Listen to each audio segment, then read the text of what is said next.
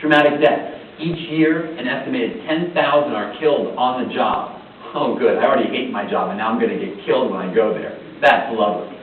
The major causes of death include highway motor vehicle incidences, including to and from work. Wouldn't, that really sucks, especially if on your way home from work. If you're going, you haven't already put in 8, 10, or 12 hours, so it's maybe better. If you've already worked and you get killed on the way home, then you want to kill yourself. Oh. Falls. Why do people fall? This is ridiculous. We just stand up, tie your shoes, put better shoes on, don't walk on the side of the mountain. What are you, stupid? Non-highway industrial vehicle incidences. Blows. Okay, not like the fun kind, but like probably back to the head or the boom. Even in the morning, if I mess up, no fun. You gotta do it the rest of the day. It all. Go big or go home. Electrocution. People are still getting electrocuted. Was it Glenn Campbell? Who was the lineman for the county? And I know some of you probably transported, and especially here in Minnesota where the weather is so severe in the winter, they're out there trying to fix to give you power to your house, and they touch the wrong line, or they slip, or their tool, or the truck backs into it. This is really devastating. Because sometimes on the outside they don't look so bad unless you see a blowout injury, but they're fried on the inside, and we can't fix that. You can be ugly. I'd rather have a flame burn, and we'll try to give you some plastic surgery, but we can sometimes fix that and save you. When you have an electrocution, high power burn on the inside, you're done. We can't fix it. And then down here, mining and quarrying. Ugh, whatever. Agriculture. I need the next slide to highlight this, I think. Yeah. Agriculture, including forestry and fishing. Well, we're in Minnesota, ladies and gentlemen, where you all are farmers and fishermen. I wasn't. I lived in St. Paul. I would sometimes get my feet wet, and that was okay, but I don't like really getting my uniform dirty. So, but you have that here. In Baltimore, luckily, we don't have too much of this. People in Baltimore, and I didn't until I got here, I didn't know what a PTO was. Oh, an injury, farm injury, PTO. So you guys immediately know what that is. You're like, oh, they got stuck in something, their shirt got caught, their hair got caught. I did take care of one in Baltimore. There is a little farming out of the city. And she had this long, long hair.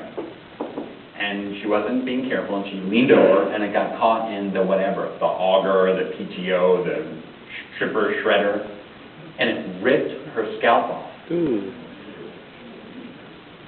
So you think, oh, okay, well, you know, like put a little 4x4, hold some pressure. No. We're talking that it's like, oh, I shouldn't do that here. Sorry.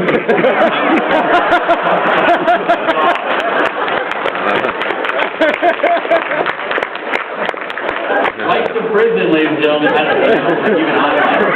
I did what? Open mouth is your foot. I'm not saying any more slots, so now I'm going to lose all my money. Okay. I'm reversed. It ripped her scalp off, okay? The whole thing. She came in and she looked like, I mean, talk about ugly. It was really horrible. And it's hard to stop that bleeding. You know, when you get that little cut on your head and, you know, the patient looks like they've been massacred and it's like a small laceration, you just, and it's fixed.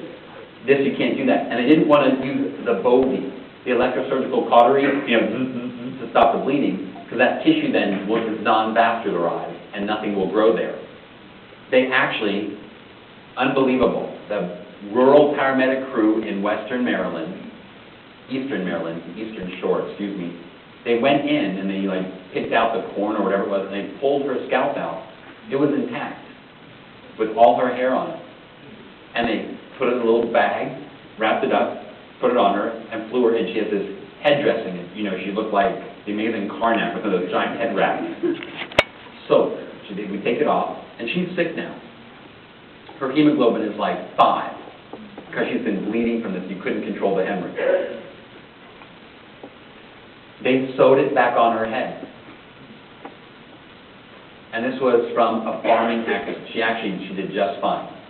We had to keep her intubated and paralyzed for 14 days so the graft would take. If she did this in the bed, and you can't hold perfectly still if we told her to, we kept her paralyzed, sedated, and intubated for 2 weeks, and it worked. It was amazing. So, you guys do see this and just think of what some of the sequelae can be. Enough said, except for one more slide. Recent analysis of potential life loss due to various causes indicates that accidents, and trauma is no accident, it can be prevented, remember this, are the leading cause of the loss of potential years of life in this country. It's always devastating when the child is injured, right? It hits home because we have children. And we have parents too, at least some of us do. Although my friend over here, Mike, was born in a test tube, so really, solution